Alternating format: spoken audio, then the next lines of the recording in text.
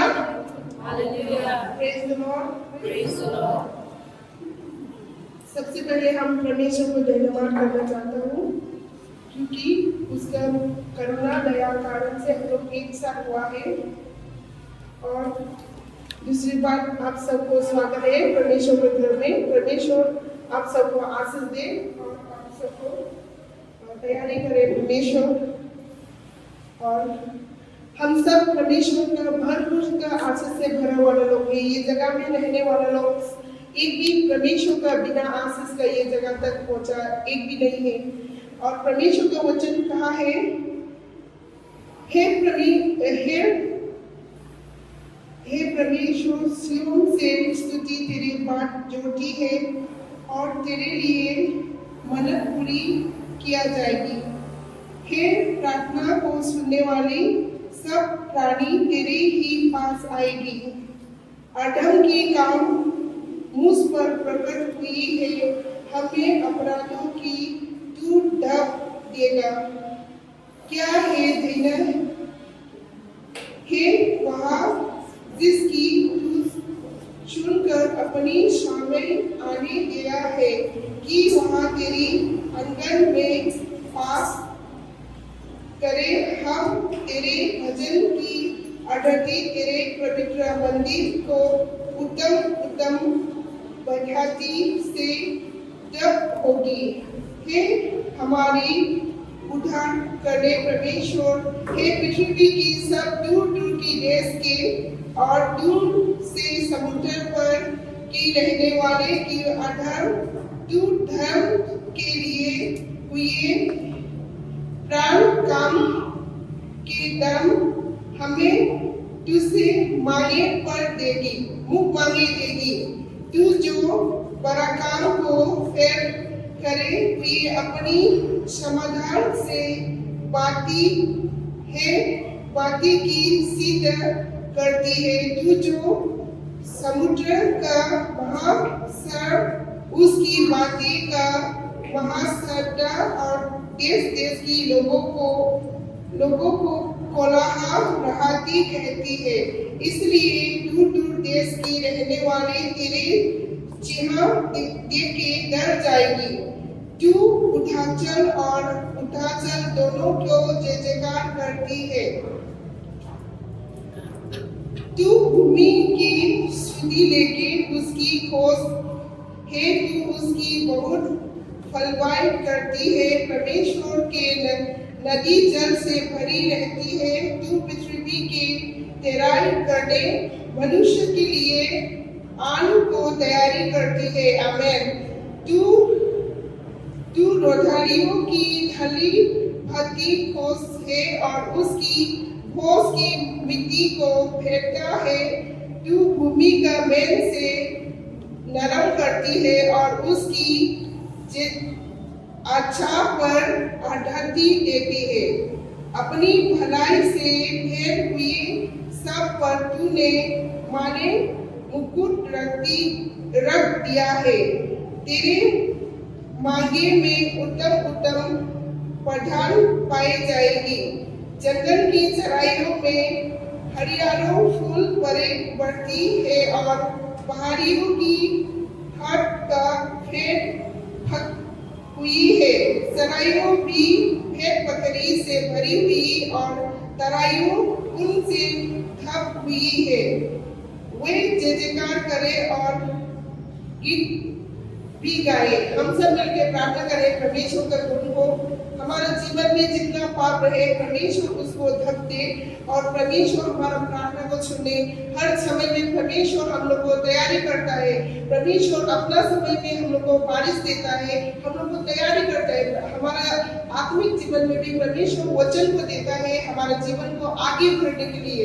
उसके समय में बारिश को देके धरती पे मोड़ करके और धरती से फल लगाता है। ऐसी तरह हमारा आत्मिक जीवन में भी परमेश्वर का वचन देके हम लोग आगे बढ़ने के लिए परमेश्वर तैयारी करता है। परमेश्वर दूर दूर पे रहने वाला लोग को हम लोग प्रार्थना करने के लिए चुना है। हम इधर में बैठा है, हमारा देश का कोने कोने को हम लोग बचाने के लिए प्रार्थना करने का परमेश्वर चुना है। चले ये सुंदर समय को परमेश्वर का का सामने हम लोग सर को झुके, हम लोग तैयारी करें आज का सेविकाई को परमेश्वर आगे ले चले। हालेलुया। सर्वशक्तिमान जीवित पिता परमेश्वर, आप हमारा प्रार्थना को सुनने वाला है। हमारा हर रोज का जीवन को आप सियोन से देखता है परमेश्वर। हम सब सियोन का आशीष के साथ हर ऋतु के समय में हम लोग को तैयारी करता है परमेश्वर। आज के दिन में पिता परमेश्वर ये जगह में आया, अपना भाई बहन लोग है परमेश्वर, जितना है बच्चा लोग है परमेश्वर, जितना भी वर्शिप टीम है परमेश्वर, जितना भी प्रभु का वचन बातेगा परमेश्वर, आपका सामने लाता है परमेश्वर। हमारे जीसीसी ग्राउंड में रहता है सब लोगों को प्रभु जी आपका हाथ में सौंपता हूँ पवित्र आत्मा। आप समय में उन लोगों को तैयारी कीजिए, बारिश दीजिए और मोल बनाइए और आपके वचन से भरिए परमेश्वर। ऐसी तरह हमारे चर्च के यूथ लोगों को भी आप आशीष से, ऐसी तरह जोसेफ को ब्लेस किया परमेश्वर प्राइम मिनिस्टर बनने का, हमारे युवा लोगों को भी प्रभु जी आप सदली जो ब्लेस कीजिए परमेश्वर। आप उन्नति में ब्लेस कीजिए परमेश्वर। आपको वचन से भरा वाला हमारे युवा लोग है प्रभु, आपके वचन को आप तैयारी कीजिए परमेश्वर। आने वाले काल में सियोन का आशीष के साथ हर कदम में परमेश्वर का रहने वाला का आशीष और तैयारी करके रहने वाले लोगों को प्रभु जी ब्लेस हो दिखा सकेगा प्रभु यीशु। हम धन्यवाद करता हूँ पिता परमेश्वर, आज के सामने आज का सवेरा प्रभु आपका आशीष के साथ हम लोग शुरू किया प्रभु जी। ये सेविकाई को परमेश्वर आपका हाथ में सौंपता हूँ परमेश्वर। प्रार्थना कर रहे हैं स्तुति गीतों को गाने वाला लोग, जय जयकार करने वाला लोग परमेश्वर, उन लोगों को भी आप आशीष दें प्रभु जी। पवित्र आत्मा से भरे प्रभु यीशु का अभिषेक के साथ उन लोग आगे बढ़े। जितना भी लोग विश्वासी लोग हैं प्रभु जी उन लोग से फ्लो कर सके अभिषेक एनोइंटिंग परमेश्वर। ब्लेस कीजिए प्रभु यीशु। तेरा पवित्र आत्मा ये जगह में भरे, पवित्र आत्मा ये जगह को खाली कुर्सी को आप भरे परमेश्वर। हमारे पुकार को सुनने वाला प्रभु ये समय सोए वाले आत्मा, अंधकार से थपी हुए आत्मा तेरे जिज्ञा को सुन के और जागे परमेश्वर को खाली कुर्सी को भरे प्रभु यीशु। पवित्र आत्मा धन्यवाद ये सेविकाई को आपका हाथ में सौंपता हूं। जितना भी वर्शिप है परमेश्वर आप उन लोगों को मुख को परमेश्वर आप इस्तेमाल कीजिए प्रभु यीशु। धन्यवाद पिता परमेश्वर, तू हमारा प्रार्थना को सुन लिया और उसको उत्तर दे दिया। ये प्रार्थना विनती हम आपके और पवित्र यीशु के नाम से मांगता हूँ, आमीन आमीन। इस समय वर्शिप टीम का हाथ में सौंपता हूँ। हालेलुया। क्या आप सभी तैयार हैं प्रभु की स्तुति आराधना के लिए? हालेलुया। तो आइए हम सभी मिलकर प्रभु की स्तुति प्रशंसा करते हैं। आमेन। Can we all stand on our feet? हालेलुया। प्रभु यीशु की जय, प्रभु यीशु की जय, प्रभु यीशु की जय।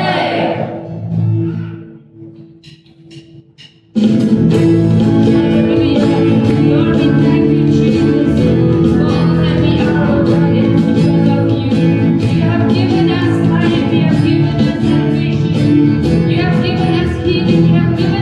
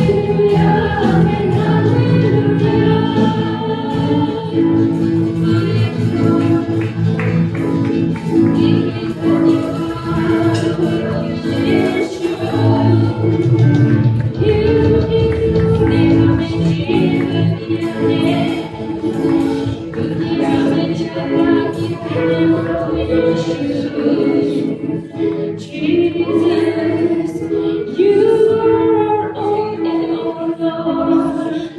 You have given us life. You have given us salvation. You have delivered us, O Lord.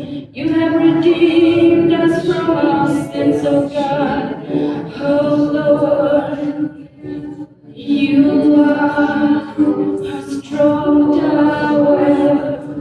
You are the rock of our salvation, Lord. Oh, we bless you, for in you only we find shelter, Lord. Jesus,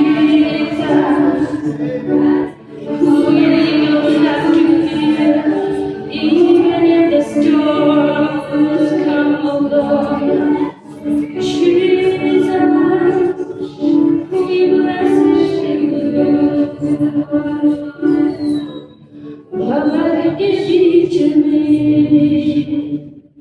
तू कहता है थम जा, तू मेरी ताकत है, तू ही मेरा ईमान। भवर के बीच में तू कहता है थम जा, तू मेरी ताकत है, तू ही मेरा ईमान। बीते कल में तू साथ मेरे था, आज भी मेरे साथ है खड़ा। घबराने वाले कहे भी होगा, उठते हुए तूफानों में तू ही मेरी चट्टान। बढ़ते हुए लहरों में तेरे कदमों के निशान। उड़ते हुए तूफानों में तू ही मेरी चट्टान।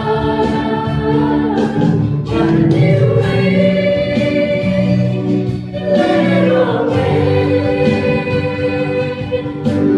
तेरे कदमों के निशान। बीमारियों में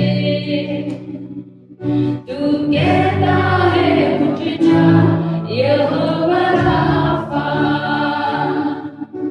तू ही मेरी शिफा। बीमारियों में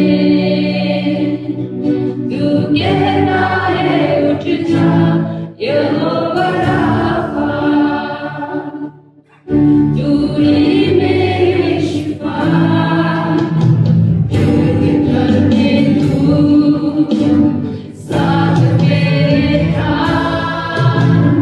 आज भी मेरे साथ है खड़ा। डराने वाले कहे भी होगा, उठते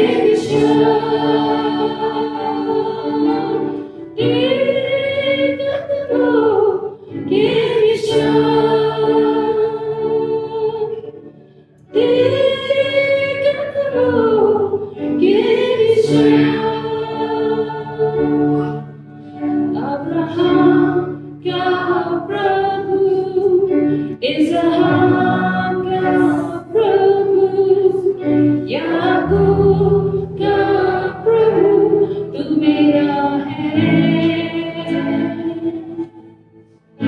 अब्राहम का प्रभु, इसहाक का प्रभु, याकूब का प्रभु तू मेरा है। अब्राहम का प्रभु, अब्राहम का प्रभु, इसहाक का प्रभु, याकूब का प्रभु तू मेरा है। अब्राहम का प्रभु, इसहाक का प्रभु, याकूब का प्रभु तू मेरा है। तू कभी ना छोड़ेगा, तू कभी ना ठुकराएगा, तू मेरा है, तू मेरा है। तू कभी ना छोड़ेगा, तू कभी ना ठुकराएगा, तू मेरा है, तू मेरा है। अब्राहम का प्रभु, इसहाक का प्रभु, याकूब का प्रभु तू मेरा है। अब्राहम का प्रभु, इसहाक का प्रभु, याकूब का प्रभु तू मेरा है। तू कभी ना छोड़ेगा, तू कभी ना ठुकराएगा, तू मेरा है, तू मेरा है। तू कभी ना छोड़ेगा, तू कभी ना ठुकराएगा, तू मेरा है, तू मेरा है। Oh yes Lord, we stand on your promises, Lord. You have promised, Lord, that you will never leave us nor forsake us. Lord, we claim your promise, Lord. For we know that you are the ever-living God, you are ever faithful. Oh, you are so faithful.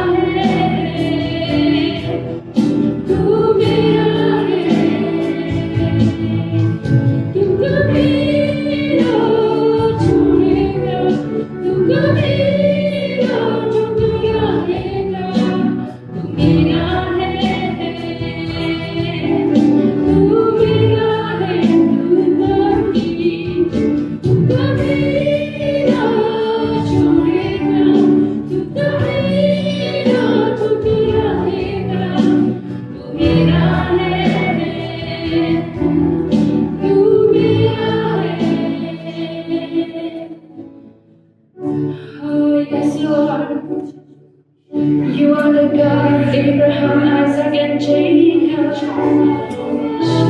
You are the ever faithful God. Oh Lord, we bless you, Jesus. We thank you for we are your chosen Lord.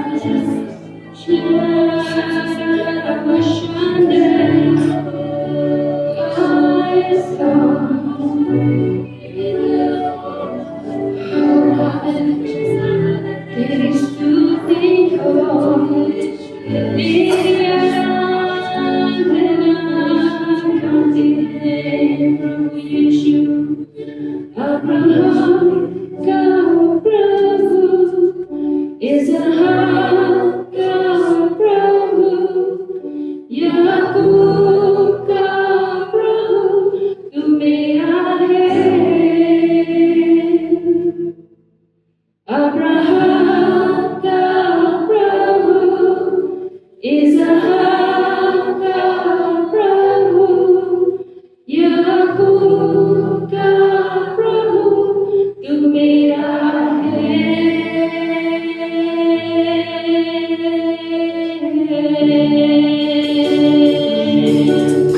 Oh yes, Lord. We thank you, Lord, that you are our God and we are your children, oh Lord. We praise you for who you are. We bless you, Father. Hallelujah, hallelujah. Blessed be your holy name. Hallelujah, hallelujah.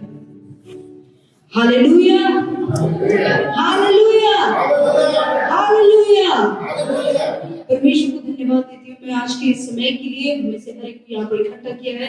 मौसम जो है पिछले 2 दिनों से काफी सुहाना होने के बावजूद आज अचानक से देखेंगे तो मौसम जो है काफी अलग सा हो गया है हमें, लेकिन उसके बावजूद आज हमें से कई सारे लोग यहाँ पर उपस्थित है। इसके लिए मैं परमेश्वर को धन्यवाद देती हूँ और आज के दिन जो परमेश्वर ने मुझे यहाँ पे खड़ा किया है उसके लिए मैं परमेश्वर को धन्यवाद देती हूँ। हमारे जो अगुवे हैं, हमारे लीडर्स हैं, उन्हें भी मैं धन्यवाद देती हूँ क्योंकि उन्होंने मुझे ये मौका दिया है और ये मौके के साथ साथ एक बड़ा सा बोझ भी है मेरे ऊपर कि जब मैं परमेश्वर का वचन बांटूं कहीं मैं अपनी बुद्धि से अपने ज्ञान से न वचन बांटूं लेकिन परमेश्वर के अनुग्रह और उनके ज्ञान बुद्धि के अनुसार वचन बांटूं। तो मैं चाहूंगी कि हम थोड़े समय के लिए हम प्रार्थना करें। मेरे लिए भी प्रार्थना कीजिए कि मैं अपनी इच्छा अनुसार नहीं लेकिन परमेश्वर की इच्छा अनुसार वचन बांटूं। चलिए प्रार्थना करें। पिता परमेश्वर को धन्यवाद देती हूँ परमेश्वर समय के लिए पिता जो तूने हर एक को यहाँ पर इकट्ठा किया है। पिता मैं किसी काबिल तो नहीं लेकिन परमेश्वर तूने मुझे ये जगह पर आज खड़ा किया है ताकि तेरे वचन को पढ़ सकूं। मैं विश्वास करती हूँ कि तेरी योजना है परमेश्वर जिसके कारण तूने मुझे यहाँ खड़ा किया है और हमें से हर एक को यहाँ पर लेकर आया परमेश्वर। आज के दिन तेरे जो वचन है मैं तेरे हाथों में सौंपती हूँ परमेश्वर और मैं प्रार्थना करती हूँ मेरे सोच विचारों में मेरे बुद्धि में तू काम कर परमेश्वर। ऐसा न हो कि मैं अपने ज्ञान बुद्धि के अनुसार मैं तेरे वचन को तोड़ने की कोशिश करूँ, तोड़ मरोड़ने की कोशिश करूँ, लेकिन तेरी इच्छा अनुसार जैसे तेरा पवित्र आत्मा चाहता है उसी के अनुसार मैं तेरे वचन को बांटू परमेश्वर। और सुनने वाले जितने भी लोग हैं परमेश्वर सभी के आत्मिक कानों को तो खोल परमेश्वर। होने दे कि तेरा वचन हमारे सभी के हम सभी के हृदय को छुए परमेश्वर, हृदय तक पहुंचे और फल लाए परमेश्वर। आने वाले दिनों में हम प्रार्थना करते हो तुझे धन्यवाद देते यीशु मसीह के नाम में आमीन। तो जो वचन आज मैं बांटने वाली हूँ वो कहीं ना कहीं कुछ हद तक शायद हम में से ज्यादा लोगों के लिए कड़वा हो सकता है। काफी बार होता है कि हम परमेश्वर का वचन सुनने की इतने आदी हो जाते हैं, हमें मीठे बातें सुनना अच्छा लगता है, हमें आशीष के वचन सुनने अच्छे लगते हैं, लेकिन मैं विश्वास करती हूँ कि आज का जो वचन है जो परमेश्वर की ओर से मेरे पास आया है जो मैं बांटने वाली हूँ वो आज के दिन इतना मीठा नहीं होगा, वो कहीं ना कहीं थोड़ा कड़वा हो सकता है, लेकिन परमेश्वर का वचन है जैसा है मैं वैसे ही बांटूंगी। तो शुरुआत में हम सबसे पहले जानते हैं परमेश्वर का जो वचन है कहीं पर क्या लिखा हुआ है कि उनका वचन जो है मुलायम है, क्या कहीं लिखा है कि उनका वचन जो है एकदम नरम है कि किसको छुए तो एकदम वो जो है एक इंसान को बहुत नाजुक सा महसूस होगा? नहीं, परमेश्वर का वचन इब्रानी 4:12 कहता है कि परमेश्वर का जो वचन है वो 2 धारी तलवार है। हालेलुया।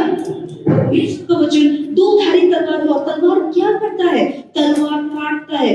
वो अगर किसी को अगर छुए भी तो उसको काट कर पूरी तरीके से तहस नहस कर देता है, उसको चीर फाड़ देता है। तो उसी तरीके से परमेश्वर का वचन जो है वो आज के दिन हमारे बीच में आया है, ताकि हमारे जीवन में अगर कोई ऐसा चीज है जो हमें परमेश्वर से दूर कर रहा है या फिर परमेश्वर की राहों में चलने से हमें रोक रहा है, तो आज के दिन उन सभी चीजों को ताकि चीर फाड़ दे, उसे हमसे दूर करे। हालेलुया। तो चलिए सबसे पहले हम देखेंगे परमेश्वर के वचन ये लाउदिकिया के लिए, यानी कि रेवलेशन प्रकाशित वाक्य 3 अध्याय उसका 14 पद से लेकर आगे। मैं एक बार फिर दोहराती हूँ, प्रकाशित वाक्य 3 अध्याय 14 पद से लेकर आगे। हम धीरे धीरे करके इन वचनों को पढ़ेंगे।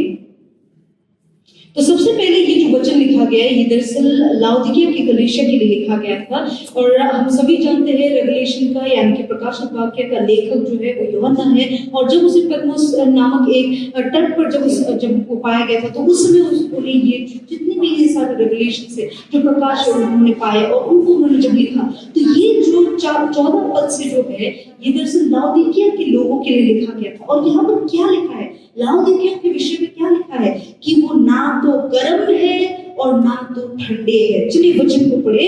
सबसे पहले 15वें पद को पढ़ेंगे। Revelations chapter 3 verse 15। प्रकाशित वाक्य 3 अध्याय उसका 15 पद पढ़ेंगे। I know your works that you are neither hot nor cold. I could wish you were cold और hot. 16 So then, because you are lukewarm and neither cold nor hot, I will vomit you out of my mouth. परमेश्वर का वचन कहता है कि यहाँ पर कि ये परमेश्वर के वचन को कहता है कि मैं तुम्हारे कामों को जानता हूँ कि तुम ना तो ठंडे हो और ना तुम गर्म हो, इसी कारण मैं तुम्हें क्या कर दूंगा? तुम्हें अपने मुंह से उल्टी कर दूंगा। अभी हमारे पाचन के विषय में समझते हैं, हमारे जो डाइजेशन को समझते हैं थोड़ा सा।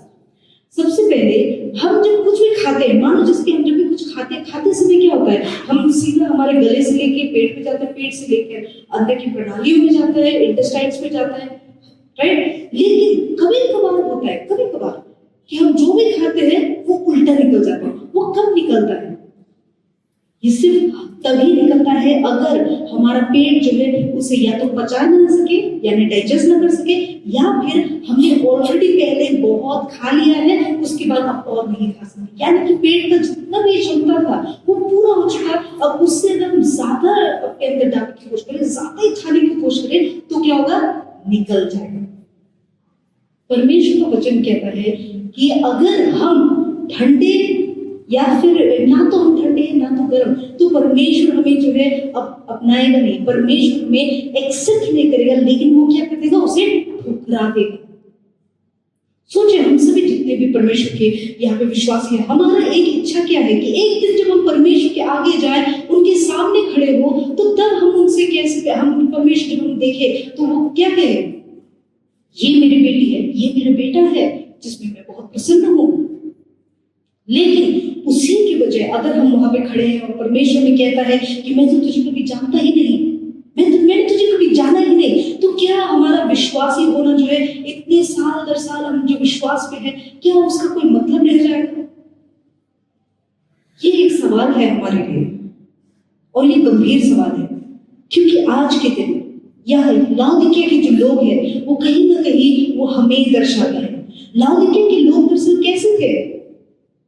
चलिए 17वें पद को पढ़ें। Because you say, I am rich, have become wealthy, and have need of nothing, and do not know that you are wretched, miserable, poor, blind, and naked.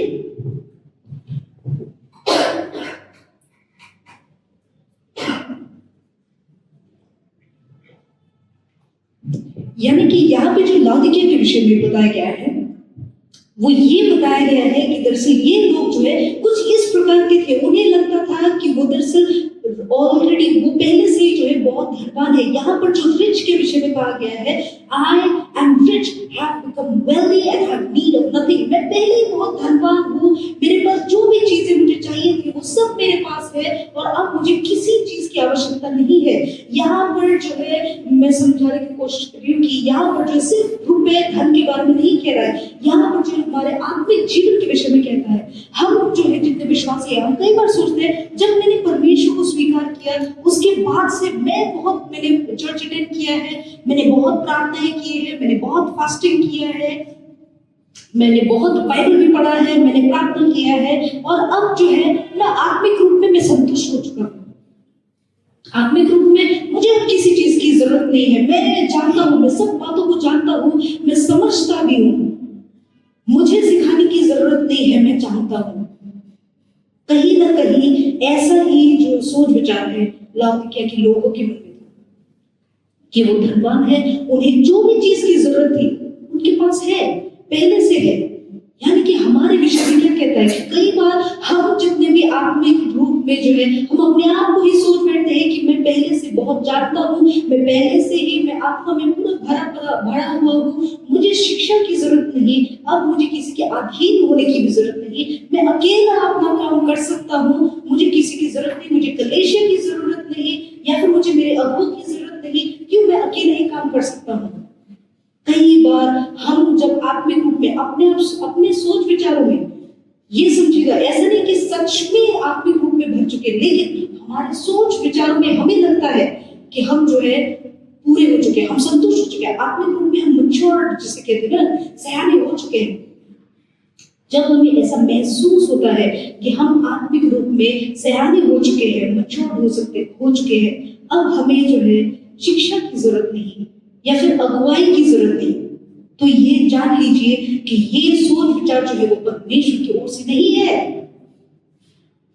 परमेश्वर नहीं चाहता कि हम उनके विरोध जाए या फिर उनके अगुओं के विरोध जाए जो उन्होंने हमारे ऊपर ठहराया है। परमेश्वर चाहता है कि हम उनके अधीन बने रहे, और उनके अधीन किस प्रकार होंगे, हमारे ऊपर जो हुक्म दिए गए हैं उनके अधीन रहे, उनकी बातों को माने। और अगर हमारे अंदर में किसी प्रकार से अगर हम उनके विरोध जाते या फिर अगर हमारे अंदर ऐसा महसूस होता है कि नहीं मैं अकेला ही ठीक हूं, तो यानी कि एक बार फिर से वो परमेश्वर की ओर से नहीं है। हम यहाँ पर जो है जैसे अंग्रेजी में कहते हैं प्रिटेंशियस, यानी कि हम सिर्फ दिखावा कर रहे हैं आत्मिक होने, लेकिन असलियत में हम अंदर ही अंदर क्या है, खोखले या फिर गरीब है।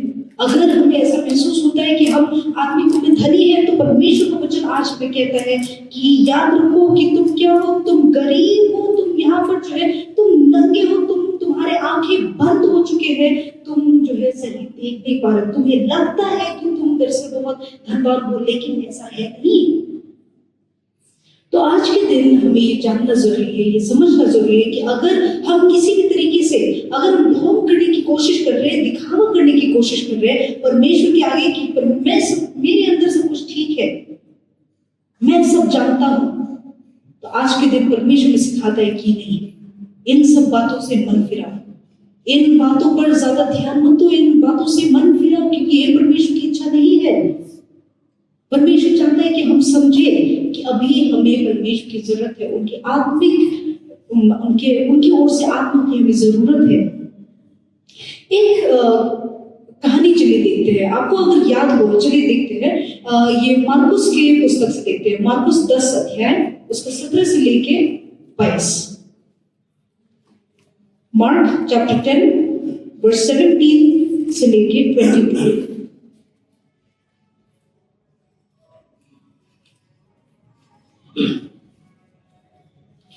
तो यहाँ पर जो है एक जवान पुरुष जो है वो काफी धनवान एक व्यक्ति था, और ये व्यक्ति अब वो यीशु मसीह के पास आता है और वो पूछता है कि यीशु मसीह मुझे बता। चलिए पढ़े इन वचनों को।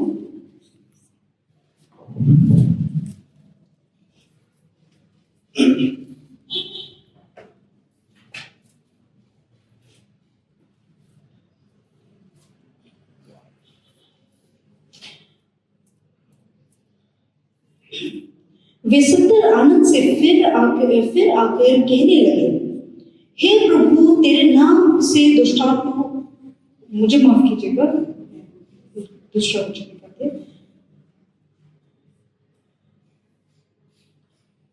और जब वो निकलकर मार्ग में जाता था तो एक मनुष्य उसके पास दौड़ता हुआ आया और उसके आगे घुटने टेक कर उससे पूछा, हे उत्तम गुरु, अनंत जीवन का अधिकारी होने के लिए मैं क्या करूं?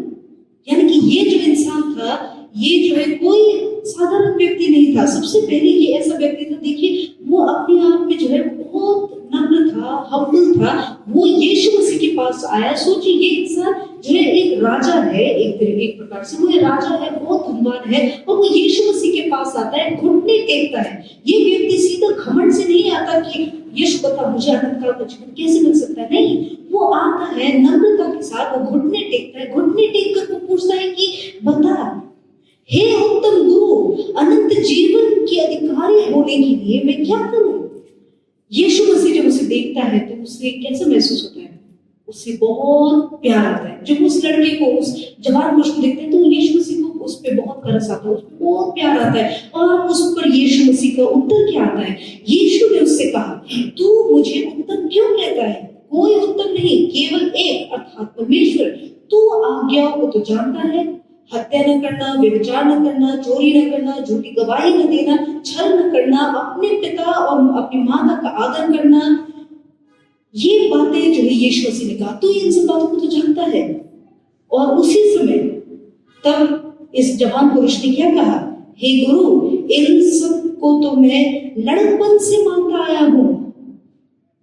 यानी कि अब वो यहाँ पर क्या कर रहा है? वो यहाँ पर अपने आत्मिक होने का मानो जैसे कि एक प्रमाण दे रहा है कि ये सब तो मैं पहले से ही करता आया हूँ। मैं तो पहले से ही, मैं सभी जितने भी आगे हैं, मैं जवानी से ही जो है, जब मैं छोटा लड़का था उस समय से मैं इन सब बातों का मैं आगे मानता आया हूँ।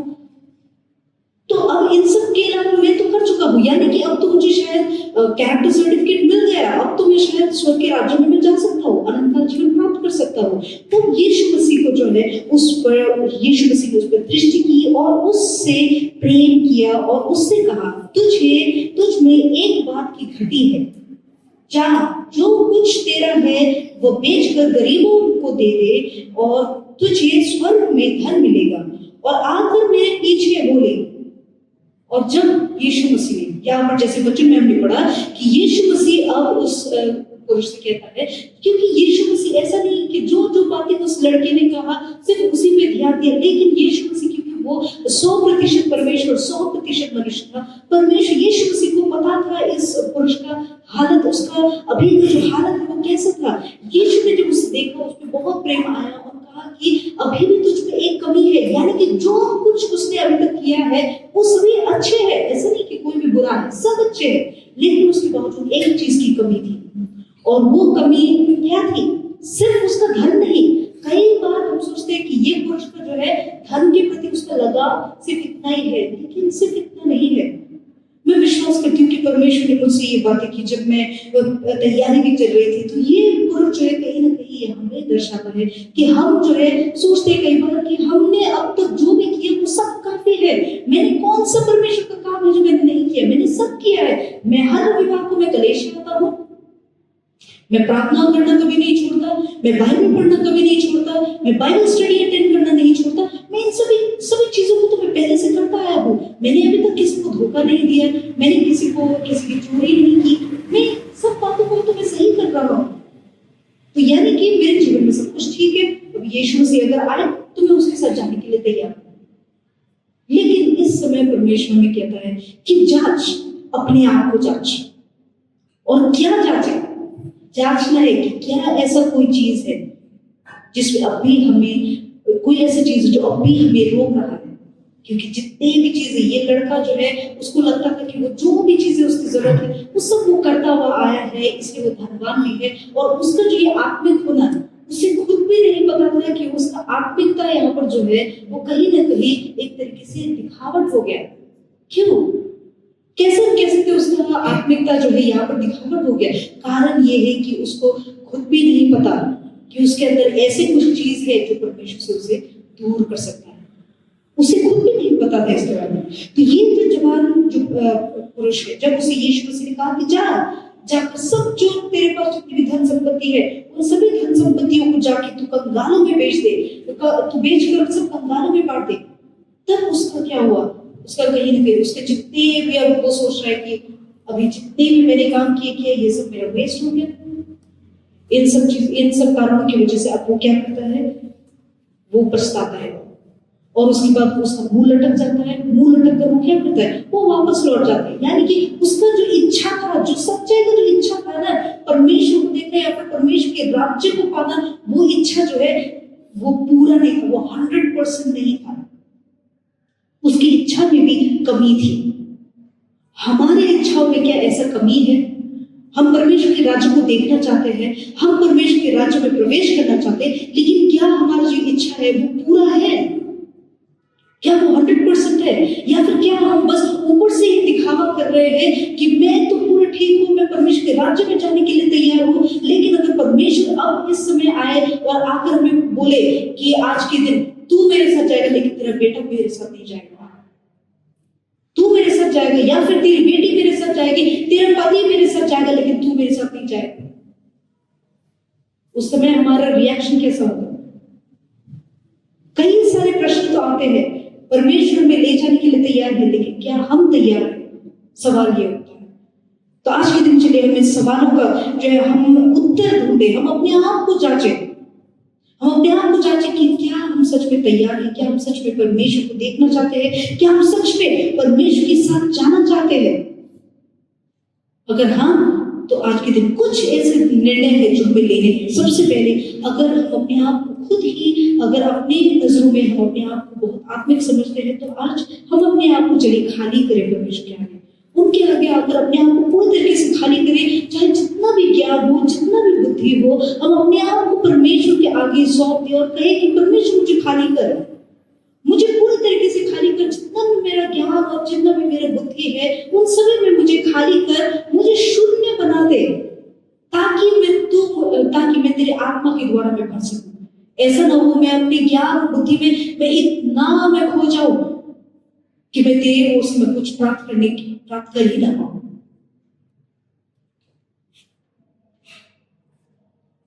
एक व्यक्ति के विषय में हम जानते हैं, अब्राहम के विषय में हम जानते हैं कि जब प्रभु ने अब्राहम को, अब यहाँ पर तुलना करते हैं, ये जो जवान लड़का था और अब्राहम को परमेश्वर ने एक बेटा दिया और उसके बाद उस बेटे को वापस मांग लिया। लेकिन उस वापस मांगने के बावजूद क्या हुआ? क्या अब्राहम ने वहां पर उदास होकर परमेश्वर से मुंह फेर के वो पीछे लौट गया, जैसे कि ये जवान पुरुष ने किया था? क्योंकि जवान पुरुष ने जब उसे यीशु मसीह ने कहा कि जो कुछ तेरे पास उसके बेचकर कंगालों में बांट दे और मेरे पीछे बोले, क्रूस को उठा और मेरे पीछे बोले, तो तब जो है वो पुरुष ने क्या, उसने जो है वो मुंह उसका लटक गया, उतर गया और वो परमेश्वर से दूर हो गया, वो परमेश्वर से दूर चला गया। लेकिन जब अब्राहम को परमेश्वर ने पुत्र दिया और उसके बाद उस पुत्र को वापस मांग लिया, तो क्या अब्राहम ने उस समय मुंह लटकाकर वो क्या परमेश्वर से दूर हो गया? नहीं, वो परमेश्वर की आज्ञाओं को मानकर जैसा परमेश्वर ने कहा वो करने के लिए तैयार हो गया। यानी कि उसका आत्मिकता जो है यहाँ पर कह सकते हैं परफेक्ट, उसका आत्मिकता यहाँ पर परफेक्ट है। क्यों? क्योंकि परमेश्वर ने जैसा कहा वैसा वो करने के लिए तैयार हो गया। उसे पता है परमेश्वर ने दिया है, परमेश्वर ने लेगा, जैसे आयुब ने कहा उसी तरीके से उसका भी जो है जीवन में वैसा ही था। हम अब्राहम के विषय में पूरा अगर हम पढ़े ये 12 अध्याय से लेकर आगे, लेकिन हम पूरा वचन को नहीं पढ़ेंगे, शायद काफी समय लग जाए। लेकिन अब्राहम के विषय में जब हम देखते हैं कि वो क्या करता है, जब परमेश्वर से कहता है कि ये बेटा मुझे क्या होता है बलि चढ़ा दे, ऐसा नहीं है कि वो बहुत खुश होकर उसने कहा कि हाँ ठीक है परमेश्वर, वो तूने मेरे बेटे को वापस मांगा, ठीक है मैं देने के लिए तैयार हूँ, खुशी के साथ आनंद के साथ नहीं। उसको भी बहुत दुख तो लगा होगा, उसका एक लौता पुत्र, उसकी पत्नी से सारा से मिली हुई पहला बेटा है उसका, जो कि उसे इतने बुढ़ापे में जाके मिला और शायद उसके पास कोई आशा भी नहीं था।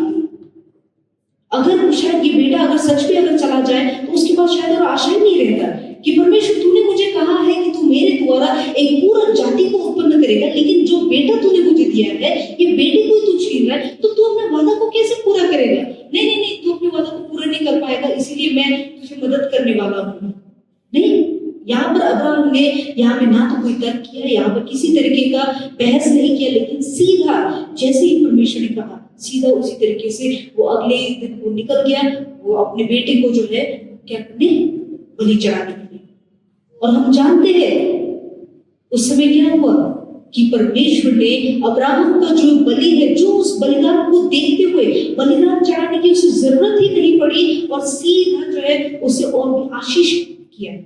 और इस प्रकार आशीष किया कि अब जब हम अब्राहम के विषय में पढ़ते हैं तो हम उसे क्या बुलाते हैं? हम विश्वास में हमारा पिता बुलाते हैं। उससे पहले कोई ऐसा नहीं था जिसका विश्वास इस प्रकार हो। और इसीलिए अब्राहम को जो है अब हम क्या बुलाते हैं? विश्वास का पिता। विश्वास में वो हमारा पिता है और इसी कारण, उसके कारण अब हम भी विश्वास कर पा रहे हैं। तो परमेश्वर चाहता है कि हमारा विश्वास जो है वो भी अब्राहम की तरह हो। इस जवान लड़के की तरह नहीं जो अपने आप में ही मगन होकर वो सोचता है कि मैं परफेक्ट हूँ, मैं परिपक्व हो चुका हूँ, मैं तो मेरे जीवन में सब कुछ ठीक है, अब मैं स्वर्ग के राज्य को पाने के लिए मैं तैयार हूँ। इसकी तरह नहीं कि अपने आप में ही मगन हो, लेकिन अब्राहम की तरह हो कि उसके पास कुछ ना होने के बावजूद जो एक चीज था वो एक भी देने के लिए वो तैयार हो। परमेश्वर इस तरीके का विश्वास, इस तरीके का बलिदान चाहता है हमसे। और परमेश्वर हमसे पूछता है कि आज के दिन क्या हम सच में परमेश्वर की जन हैं? क्या हम सच में, अगर हम अपने आप को ईसाई बुलाते हैं, तो क्या हम सच में एक ईसाई की तरह अपना जीवन जी रहे हैं? अगर हम विश्वासी हैं, क्या हमारा विश्वास उस तरीके का है? ये वचन जो है मैं कई बार, ज्यादातर में ये मेरा फेवरेट वर्स है और ये वर्स मैं हर दिन जो है मैं अपने आप को याद दिलाती हूँ। और ये वचन जो है ये तीतुस 1:16 है। चलिए ये वचन को हम पढ़े, तीतुस 1:16।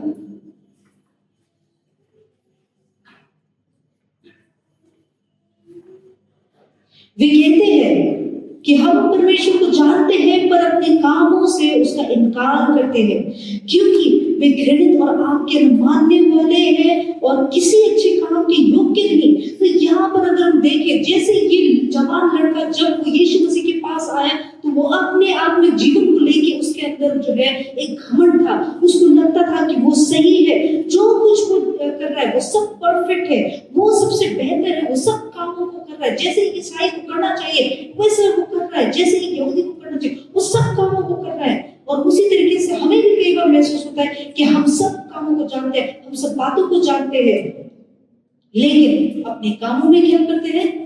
उनका इनकार करते हैं। तो क्या हमारा जीवन जो है जैसे इस पुरुष के साथ हुआ कि अंत में उसने यीशु मसीह को जो है ठुकरा दिया? क्यों? अपनी धन संपत्ति के कारण। क्या हम भी वैसे ही है? क्या हम यीशु मसीह को जब समय आएगा कि हमें धन या फिर परमेश्वर यीशु मसीह को चुनना पड़े, हमें अपने परिवार या फिर यीशु मसीह को चुनना पड़े, हमें अपने बेटे बेटियों से या फिर अपने कामकाज से की जगह पर हमें परमेश्वर को चुनना पड़े, तो उसमें हम क्या करेंगे? किस चीज का चुनाव करेंगे? परमेश्वर चाहता है कि हम जो है ऐसे समय में भी हम परमेश्वर को चुनाव करें। जब हमारे जीवन में, हमारे दैनिक कामों में हो, हम जब बाहर काम के लिए जाते हैं, लोग हमें देखते हैं, हम सोचते हैं कि कोई हमें नहीं देखता, कोई नहीं जानता, लेकिन सच्चाई ये है कि हमें लोग देखते हैं, वो देखते हैं कि हमारा जीवन कैसा है। अगर हम अपने आप को ईसाई है करके अगर हम प्रचार करते हैं अपने विषय में कि मैं एक ईसाई हूँ, और अगर हमारा जीवन ईसाइयों की तरह नहीं, तो याद रखिए कि यहाँ पर जो है हम परमेश्वर का इनकार कर रहे हैं। हम सिर्फ अपने आप को ये धोखा नहीं दे रहे, लेकिन हम परमेश्वर को अपने जीवन के द्वारा इनकार कर रहे हैं। लेकिन परमेश्वर नहीं चाहता कि हम ऐसे दोगले जीवन जिए। परमेश्वर चाहता है कि हमारा जीवन जैसे हम कलीसिया में है, कई बार हम कलीसिया में जब आते हैं, इस समय जैसे हम यहाँ पर इतने सारे विश्वासी को देखते हैं, तो यहाँ पर जब आप मुझे देखते हैं, मैं आपको देखती हूँ, आपको लगेगा कि अरे ये इंसान है तो किसी तरीके का प्रॉब्लम नहीं है, ये इंसान जो है ये तो आत्मिक रूप में भी एकदम बढ़िया है, परफेक्ट है। क्यों? कलीसिया में आए सारे संत है, सारे सेंट्स है। कलीसिया में जब हम लोग बैठते हैं ना, हम एक दूसरे की कमी ज्यादा दिखाई भी नहीं देते, हमें ऐसा लगता है कि सब अच्छे हैं, सभी परफेक्ट है। लेकिन कलीसिया के ठीक बाहर, जैसे इस गेट के बाहर जाते हैं, हमारा जीवन कैसा होता है? जब हम अपने घर परिवार में होते हैं तो हमारा जीवन कैसा होता है? जैसे परमेश्वर का वचन यहाँ पर जैसे तीतुस 1:16 कहता है कि हमारा जो है जीवन में हम मुंह से कहते हैं मैं परमेश्वर को जानता हूँ, लेकिन कामों में हम उनका इनकार करते हैं। तो हमारा मुंह से तो जो भी निकले, लेकिन काम कैसा है वो जांचना जरूरी है। घर परिवार में हम कैसे हैं वो जांचना जरूरी है। अगर हम सिर्फ कलीसिया में हम यहाँ पर जो है संत बनकर हम प्रार्थना कर रहे हैं, संत बनकर हम परमेश्वर के वचन सुन रहे हैं, लेकिन यहाँ से ठीक बाहर जाकर हमारा जीवन कैसा है? क्या हम उस समय भी हम परमेश्वर के दिखाए हुए रास्ते पे चलते हैं? जैसा परमेश्वर हमसे हमारे जीवन से प्रसन्न होगा, क्या उस तरीके का हमारा जीवन है? या फिर हम ऐसा जीवन जीते हैं जिसको देखकर दूसरे लोगों को मौका मिले हमारे ऊपर प्रश्न उठाने का, उंगली उठाने का मौका मिले? उदाहरण के रूप में ये कुछ समय पहले की बात है, जब मुझे याद है कि मेरे कुछ जिस स्कूल में मैं पहले पढ़ाती थी, वहां से गेट से जैसे बाहर निकले तो 2 ग्रुप बढ़ चुके थे। तो एक ग्रुप आगे चल रहा था, एक ग्रुप पीछे चल रहा था, सारे क्रिश्चियंस हैं, ठीक है। एक ग्रुप पीछे, हम एक ग्रुप चल रहे थे, वहां एक ग्रुप क्रिश्चियंस का चल रहा था, अलग अलग डिनोमिनेशन के थे, भागों के थे। लेकिन उसके बावजूद एक चीज मैंने नोटिस किया कि एक भाग जो है वो दूसरे के विषय में कहता है, ऐसा क्रिश्चियन देखो, उनसे तो बेहतर है, हम क्रिश्चियन नहीं होना ही बेहतर है। फिर कुछ जो मेरे साथ जो कुछ और भी दोस्त थे, वो लोग कह रहे थे, ऐसा क्रिश्चियन देख के तो मुझे क्या होता है, इससे तो बेहतर क्या होता है वो जो दूसरी जो पूजा करते हैं उनसे बेहतर है। और ये सच्चाई बात है, ये सच में हुआ है। और जब वो लोग ऐसे बोल रहे थे कि ऐसा क्रिश्चियन होने से तो क्या होता है, क्रिश्चियन नहीं होना बेहतर है, ये बात जो है मुझे उस समय से लेकर अब तक मुझे खटकता है, और ये हर बार मुझे खटकता है। और मुझे ऐसा महसूस होता है कि हो सकता है क्योंकि मैं उनके साथ थी इसलिए मेरे विषय में नहीं कहा, लेकिन शायद अगर मैं आगे होती शायद मेरे बारे में भी ऐसा ही कहते। क्या मेरा भी जीवन ऐसा ही है कि मतलब लोग मुझे देखकर यीशु मसीह का निंदा करें? क्या मेरा जीवन भी ऐसा ही है कि मुझे देख के लोग जो है ऐसा कहें कि क्रिश्चियन होने से तो नहीं होना बेहतर है? क्या मेरा जीवन ऐसा है? उस समय मुझे अपने आप को जो है अपने आप के ऊपर भी बहुत गुस्सा है, क्योंकि कई बार जैसे मैंने कहा, हम अपने विषय में हम नहीं जानते, हम अपने आप को जांचते नहीं है, हम बहुत जल्दबाजी करते हैं दूसरों को जांचने के लिए कि ये इंसान ऐसा है, वो इंसान ऐसा है, ये इंसान वैसा है। हम उसको दूसरों को जांचने में, दूसरों को जज करने में हम बहुत जल्दबाजी करते हैं, अपने आप को नहीं जांचते। तो उस समय मुझे ऐसा लगा जैसे कि मुझे सबसे पहले शायद अपने आप को थप्पड़ मारना चाहिए। कहीं ना कहीं सबसे पहले जरूरी है कि मैं अपने आप के जीवन को जांचूं कि क्या मेरा जीवन जो है यीशु मसीह को दर्शाता है? क्या सिर्फ मैं अपने जीव से मैं परमेश्वर का अंगीकार कर रही हूँ, या फिर मेरा जीवन भी अंगीकार कर रहा है? जरूरी है कि मेरे मुंह से भले मैं बहुत सारे भीड़ के सामने मैं खड़े होकर हालेलुया भले न चिल्लाऊं, लेकिन जरूरी है कि मेरे जीवन जो है हर दिन हालेलुया चिल्लाए। ये जरूरी है हमारे जीवन के लिए। और परमेश्वर भी यही चाहता है कि हम जो है अपने आप को इनमें जो है हम यीशु मसीह के चेले हैं बोल के बस अपने आप को मतलब कहीं हम ढोंग ना करें, हम बाहरी रूप से जो है दिखावा ना करें। परमेश्वर दिखावा पसंद नहीं करता। हम परमेश्वर के वचन को जानते हैं। परमेश्वर का वचन कहता है कि परमेश्वर जो है बाहरी रूप को नहीं, वो अंदर के का जो हमारा हृदय है उसे वो जानता है। तो बाहर से चाहे जितना भी दिखावा कर ले, फर्क नहीं पड़ता, परमेश्वर हमारे हृदय को जानता है। इसलिए जरूरी है कि चलिए हम अपना ये जो मुखौटा है, अगर हम किसी प्रकार से अगर हम ढोंग कर रहे हैं परमेश्वर के आगे, परमेश्वर के जनों के आगे अगर हम ढोंग कर रहे हैं, तो ये समय हो चुका है कि चलिए हम उस मुखौटे को जो है गिरा दे। कहीं ऐसा ना हो इस मुखौटे की वजह से हमें परमेश्वर भुला दे। एक ऐसा समय था जब ये चेले यीशु मसीह के पास आए, यीशु मसीह के 12 चेले उनके पास आए और उनसे पूछने लगे कि सबसे बड़ा कौन है। चलिए वचन को देखिए, लूका 22 अध्याय को देखिए।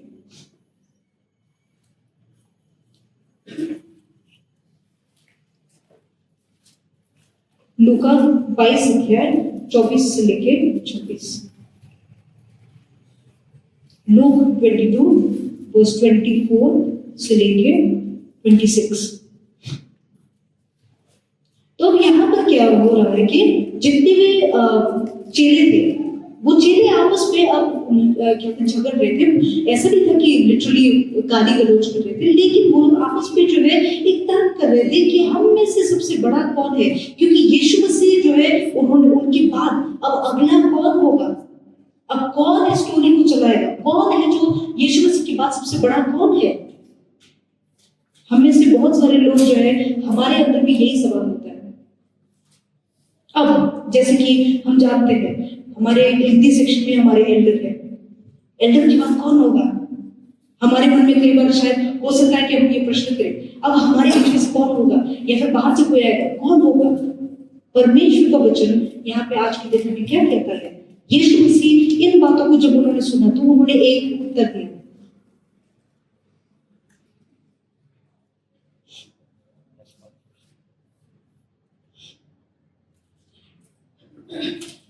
तो यीशु मसीह ने उनसे कहा, अन्य जातियों के राजा उन पर प्रभुता करते हैं और जो उन पर अधिकार रखते हैं वे उपकारक कहलाते हैं, परंतु ये 26वां पद कहता है, परंतु तुम ऐसे न होना, वरन जो तुम में बड़ा है वो छोटे के समान, और जो प्रधान है वो सेवक के समान बने।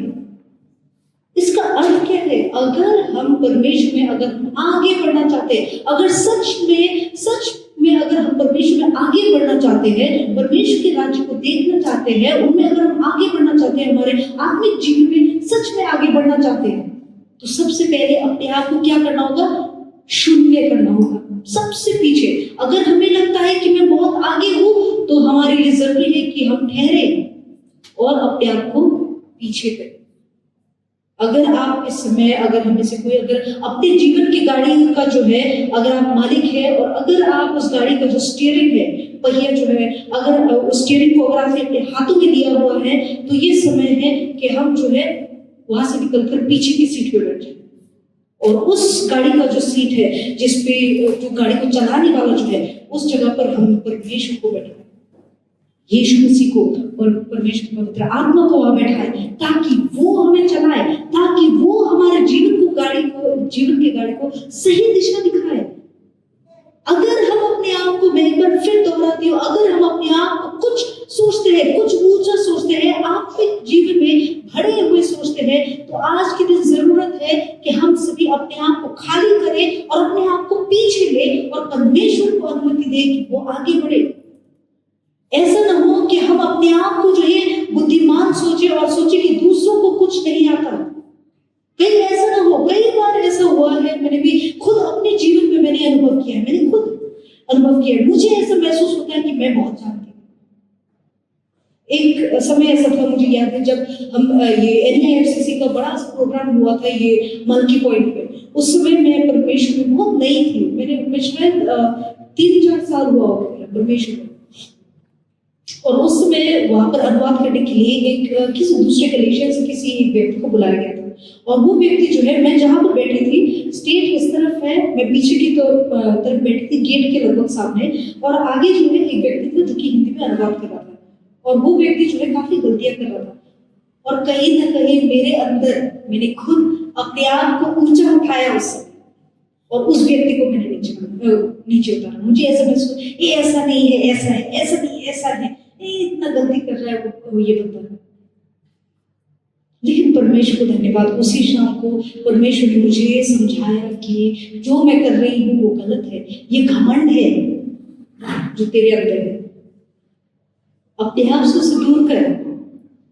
और उस समय मैंने उस व्यक्ति के लिए भी प्रार्थना किया, जिस भले कुछ गलतियां थे, लेकिन उसके लिए मुझे प्रार्थना करना चाहिए, ना कि उसकी गलतियों को उंगली उठानी चाहिए, लेकिन मुझे उसके लिए प्रार्थना करना चाहिए। अगर मैं अपने आप को बेहतर सोचती हूँ कि मुझे बहुत आता है, तो इस समय हो चुका है कि मैं अपने आप को पीछे लेकर एक बच्चे की तरह बन जाऊं जिसको हिंदी बोलना ही नहीं आता। अभी शायद हिंदी भी सीखा ही नहीं हूँ, अभी सीख रहा है, मुझे पैसा बनना जरूरी है। कई बार ऐसा होता है कि कलेश में भी मैं अपने आप ही जो है, मैं अपने आप को बेहतर समझने लग जाती हूँ, लेकिन परमेश्वर कहता है जो तुझसे सबसे छोटा है उनसे भी नीचे होना है। अपने आप को आगे नहीं, अपने आप को पीछे, अपने आप को नीचे रखना है।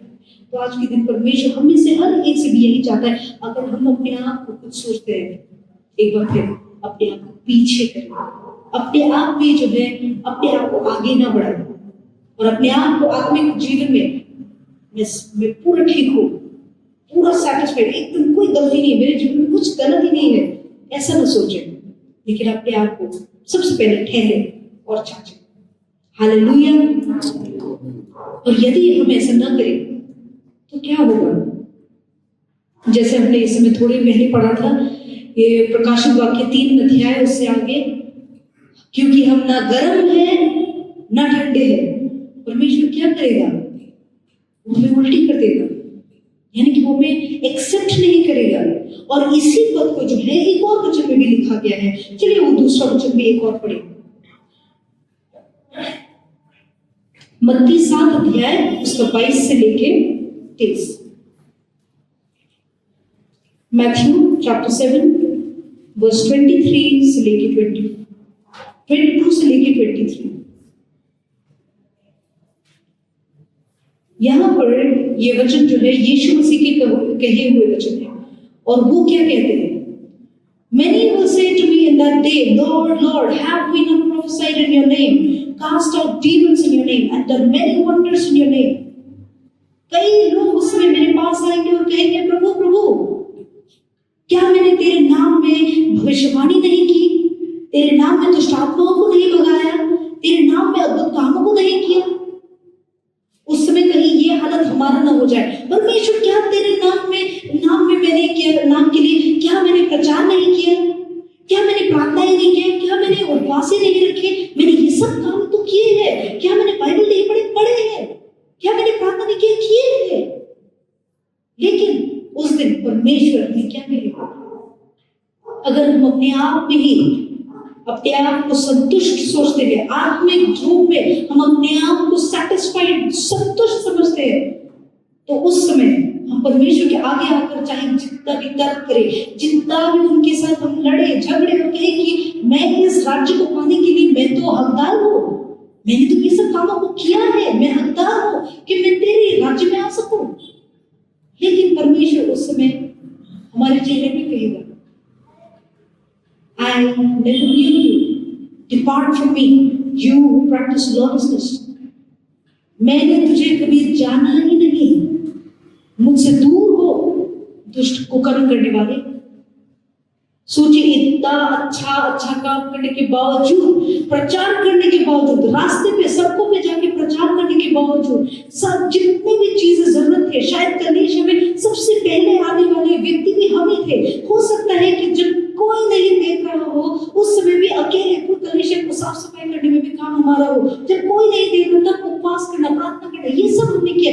जब किसी ने नहीं देखा तब हम लोगों ने गरीब को खाना खिलाया, जब किसी को पता नहीं था उस समय हमने बहुत अच्छे काम भी किए, लेकिन उसके बावजूद अगर ऐसा समय हमें देखना पड़े तो परमेश्वर में कहे कि मैंने तुझे कभी जाना ही नहीं, कैसा महसूस होगा? मुझे अभी याद है जब मेरी बहन छोटी थी, छोटी सी बच्ची थी, उसको इतना कुछ खास पता नहीं, शायद वो 3-4 साल की होगी, और वो अपने भैया के पास गई और बोला भैया भैया भैया करके, और मेरे भाई ने उसको उत्तर दिया, कौन है तू, मैं तुझे नहीं जानता। मेरी बहन की वो 3-4 साल की थी, वो रोते रोते वो गई, वो मेरी माँ के पास गई, माँ देखो ना भैया कहते वो मुझे पहचानते ही नहीं, और ये सच बात, माँ देखो ना दादा बोले मुझे चीने नहीं था। और ये हालत सोचिए हमारा, ये तो बस एक छोटा सा बस एक मजाक था जो कि उसके भाई ने उसके साथ किया था, लेकिन सोचिए अगर ये सच्चाई में हो कि हम परमेश्वर के आगे खड़े हैं, उनसे तर्क करें कि मैं अंदर आने के लिए, ये गेट है, गेट के अंदर आने के लिए मैं तो काबिल हूँ, मैंने सब काम किया है, मैं काबिल हूँ, मैं अंदर आ सकता हूँ, लेकिन यीशु तब कहेगी मैंने तुझे जानता ही नहीं, तो तू कैसे आएगा, मुझसे दूर हो।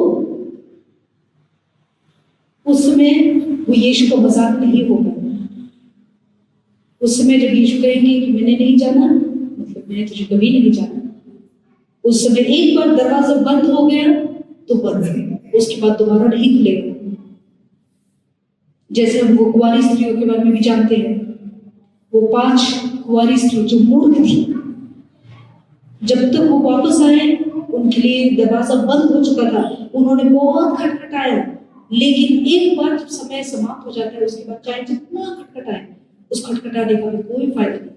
अब हमारे पास समय है कि हम खटखटा सकते हैं, अब हमारे पास समय है कि हम मांग सकते हैं, अब हमारे पास समय है कि हम परमेश्वर को खोज सकते हैं। तो चलिए ये जो अवसर हमें दिया है परमेश्वर ने, उस अवसर को हम इस्तेमाल करें कि हम परमेश्वर से मांगे, परमेश्वर को ढूंढे और परमेश्वर के आगे जाकर उनका दरवाजा खटखटाए, क्योंकि इस समय अगर हम खटखटाएंगे तो हमारे लिए खोला जाएगा।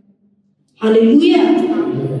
तो परमेश्वर जो है, आज का जो ये वचन है, ये सिर्फ हमें जो है नीचा दिखाने के लिए या फिर हमें एकदम हमारा कोई मूल्य ही नहीं है वो दिखाने के लिए नहीं है, लेकिन परमेश्वर का वचन को चलिए एक बार फिर से देखें, फिर से एक बार प्रकाशित वाक्य 3 अध्याय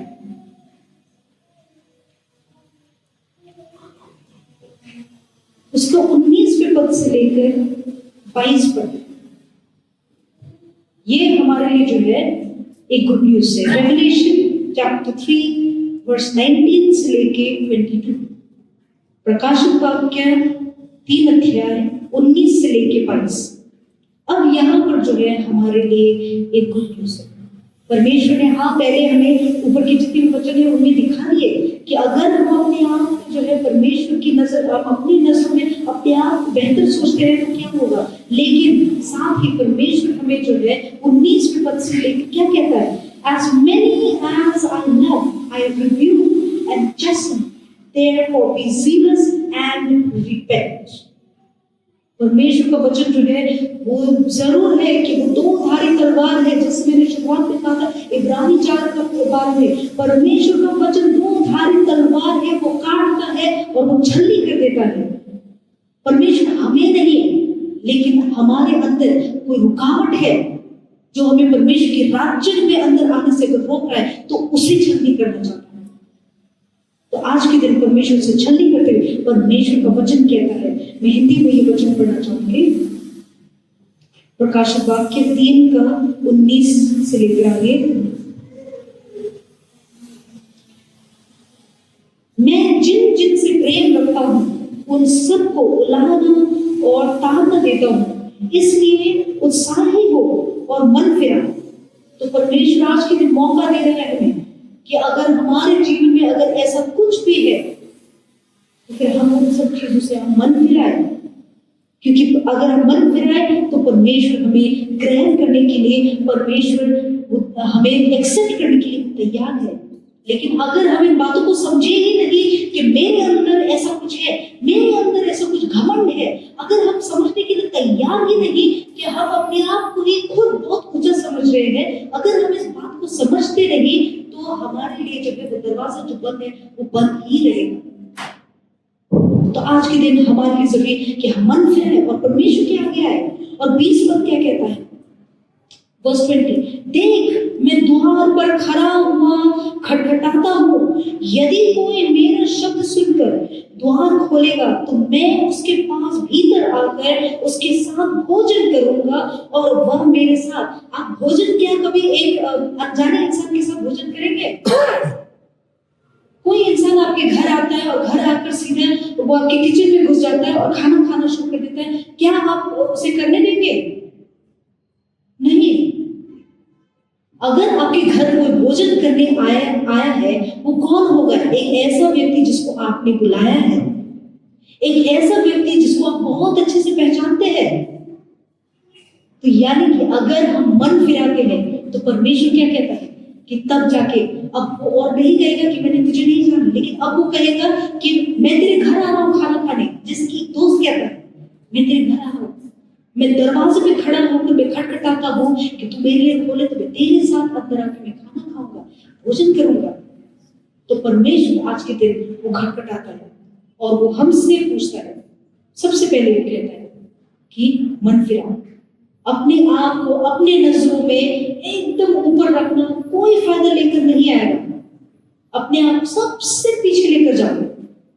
तो परमेश्वर जो है, अगर आप अपने आप पीछे लेकर जाएंगे, परमेश्वर आपको आगे लेकर आएगा। अगर हम खुद अपने आप को आगे लेकर आए तो परमेश्वर हमें पीछे ले जाएगा। Hallelujah, hallelujah.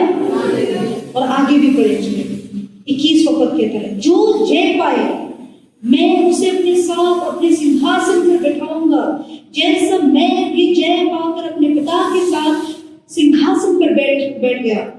22 कहता है, जिसके कान हो वह सुन ले कि आत्मा कलीसियाओं से क्या कहता है। ये वचन आज के दिन मैं आपसे सच कह रही हूँ, ये कोई बनावटी नहीं है और ना ही कोई बस मनगढ़ंत कहानी है। जब मैं ये वचन को तैयारी कर रही थी, शुरुआत में मैं तैयारी कर रही थी और कल रात को जब मैं अकेली बैठकर मैं बस फाइनल में प्रार्थना कर रही थी, मैं तैयारी कर रही थी, लिख रही थी, मेरा पूरा ये कंधा, मेरा सर इतना भारी हो गया। मैं जिस टेबल पे बैठी थी मैं ऐसे नहीं बैठ पा रही थी, मुझे पूरा सर झुकाना पड़ा। मुझे ऐसा महसूस हो रहा था जैसे कि परमेश्वर यहाँ पर मुझसे बातें कर रहा है कि तेरे अंदर ऐसी चीजें हैं, तुझे अपने आप को इन सब को हटाना पड़ेगा। मन फिरा, मेरे पास आ, मैं खटखटा रहा हूँ, खोल, तो मैं तेरे साथ अंदर आकर मैं भोजन करूंगा। ये वचन जो है मेरे लिए बहुत भारी हो गया। मुझे अब तक ऐसा महसूस हो रहा है, मैं जब यहाँ पर भी आई, आने से पहले मैं बाथरूम गई, मैंने पूरा पानी छिड़का अपने सर पर भी, सर इतना भारी हो गया, मेरे कंधे यहाँ तक जो है भारी होने लग गए थे। ऐसा नहीं था कि सिर्फ क्योंकि मुझे लोग देखने वाले हैं या फिर लोग मुझे सुनने वाले हैं उसकी वजह से नहीं, लेकिन मुझे महसूस हुआ परमेश्वर का जो वचन है ये मेरे लिए इतना भारी हो गया, क्योंकि ये वचन जो है वो मुझे ही काट रहा है, ये वचन मुझे ही छलनी कर रहा है। इससे पहले कि मैं बांटू, ये वचन मुझे काट रहा था कि पश्चाताप कर, क्योंकि अगर मैं वचन बांटूं और ये वचन मेरे खुद के जीवन में अगर मैंने काम में न लाया हो तो मैं खुद अपने ऊपर दंड लेकर आऊंगी, खुद अपने ऊपर मैं जजमेंट लेकर आऊंगी। और जब इस बात को मैंने समझा और मैंने पश्चाताप किया परमेश्वर ने, मैं विश्वास करती हूँ परमेश्वर ने मुझे छुटकारा दिया है। और यही छुटकारा परमेश्वर चाहता है कि हम में से हर एक पाए। ऐसा ना हो कि हम में से कोई भी इस छुटकारे से वंचित रहे, हम में से कोई भी इस बोझ को बाद में हम उठाए। हम अभी चाहे जितने भी हल्के महसूस कर रहे हो, अभी हमें लगता हो कि मेरे जीवन में तो सब कुछ ठीक है, आत्मिक रूप में मैं ठीक हूँ, सब कुछ ठीक है, अभी हमें हल्का लग रहा है, लेकिन जब परमेश्वर का आत्मा अगर हमें छुए तो आप समझ में आएगा कि ये कितना भारी बोझ बन जाएगा। और जरूरी है कि जब तक हमारे पास समय है तो तब तक उसी समय से पहले हम परमेश्वर के आगे जाएं और पश्चाताप करें, कहीं ज्यादा देर ना हो जाए। तो देर होने से पहले चलिए हम अपने आप को जो है परमेश्वर के हाथों में सौंपे, परमेश्वर से माफी मांगे और अपने आप को शून्य करें। और परमेश्वर का वचन एक और मैं आपके साथ बांटना चाहूंगी, ये मत्ती 21 अध्याय, सॉरी माफ कीजिएगा, लूका 21 अध्याय उसका 33 पद। Luke chapter 21 verse 33।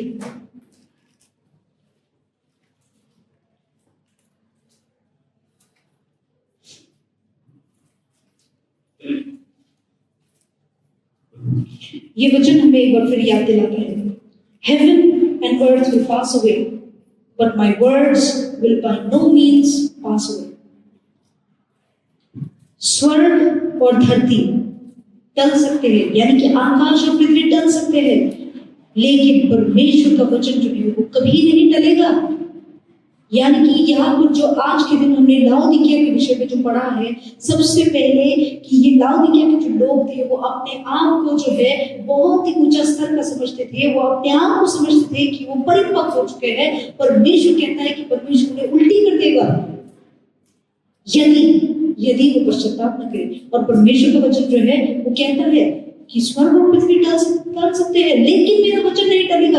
यानी कि अगर हम पश्चाताप नहीं करते तो ये सच है, ये सच है और वो जरूर होगा कि परमेश्वर तब जाके हमें ग्रहण नहीं करेगा। लेकिन अगर हम पश्चाताप करते हैं तो परमेश्वर ने हमारे लिए अब तक दरवाजा खुला रखा है और परमेश्वर कहता है कि मैं खटखटाता हूँ, पश्चाताप करो तो मैं तुझे स्वीकार करूंगा। Hallelujah, hallelujah. पिता परमेश्वर नाम आपकी बहुत भारी है कि आपके वचन सचमुच दोधारी तलवार की जैसा है, जो हमें जांचता है, हमें तैयार करता है, जांचता है कि हम उनकी चाल चलन कैसा है। और सचमुच आपकी वचन भी परमेश्वर कठिन है उसका विचार करना, सच्चे दिल से उसके ऊपर चलना परमेश्वर, विशेष करके जबकि हम नौजवान हैं या फिर बुढ़ापे में भी परमेश्वर कठिन, क्योंकि ये संसार की ओर से ये भ्रम जो शैतान हमें फंसा रहा है, हम भी अक्सर हम फंस जाते हैं। परमेश्वर आज के दिन ये वचन जो आता है, सवाल जवाब जो हमें देने चाहिए कि सामने एक दिन हमारे खड़ा हुए पड़ेगा परमेश्वर के सिंहासन के सामने, और उस समय हमारा जवाब क्या होगा परमेश्वर। हम दुआ करते हैं आज के दिन अपनी संतानों के बीच में ऐसा कोई भी व्यक्ति ना हो जो हमारा चाल चलन, हमारा जीवन हम और कहीं और चल रहे, लेकिन वचन और कुछ कहते थे। संडे के दिन हम अच्छी पोशाक पहनते आपके घर में आते, अब मंडली में हम आराधना स्तुति करते, लेकिन बीते हुए दिन जो है परमेश्वर उसके बाद हम संसार से मिल जाते हैं, हमारा चाल चलन और कुछ होता है। परमेश्वर हम दुआ करते हैं आप हमें जगाए कि ऐसा न हो कि हम जिंदा परमेश्वर के हाथ में पड़े और हमें विचार गिराया जाए। परमेश्वर हम दुआ करते हैं आप अपनी कलीसिया को पवित्र बनाए, कलीसिया को आप शुद्ध बनाए कि हम सब के सब परमेश्वर सिर्फ शारीरिक रूप में तंदुरुस्त नहीं, लेकिन आत्मिक रूप में भी हम तंदुरुस्त बनकर चले, आपकी पीछे पीछे चलते रहे, आपकी आज्ञा का पालन करते हुए, आपकी इच्छा को पालन करते हुए। परमेश्वर हम दुआ करते हैं आज की ये शिक्षा जो है एक अच्छी भूमि पे गिरेगा और 100% होता है। हम दुआ करते शैतान हमसे इस वचन जो आपने दिया है अपनी संतान अपनी बेटी के दौरान उसे छिपा कर रखे और अपने आप को तैयार करके उस पांचवा मूर्ख स्त्री की तरह ना बढ़े, जो परमेश्वर जो अपने जीवन को तैयार करके ले रही परमेश्वर। हम दुआ करते हैं अगर हम व्यस्त भी हो इस जिंदगी में, हम ऐसा व्यस्त ना हो जो हम अपने आप को तैयार करके ना रखें आपकी आने में। धन्यवाद उस समय के लिए। हम दुआ करते आज की सभा को अंत करते हुए हम दुआ करते पिता परमेश्वर का प्रेम, प्रभु यीशु मसीह का पवित्र आत्मा का दोस्ती, पवित्र आत्मा का स्मरण हर एक भाई बहन के साथ बने रहे, हमें मजबूत इशाए बनाए। हम दुआ करते ये तीन परमेश्वर जो एक में, उनकी आशीष की, उनकी मौजूदगी, उनकी उपस्थिति हर एक भाई बहनों के साथ रहे जो हमारा इस देश में या फिर दुनिया की चारों कोने में फैले हुए, जो परमेश्वर का सेवा करते, जो परमेश्वर के डर से अपने जीवन को चलाते। आप से सभी बोलेंगे आमीन। एक बार हालेलुया, हालेलुया, हालेलुया, हालेलुया। ऑनलाइन में गॉड ब्लेस यू।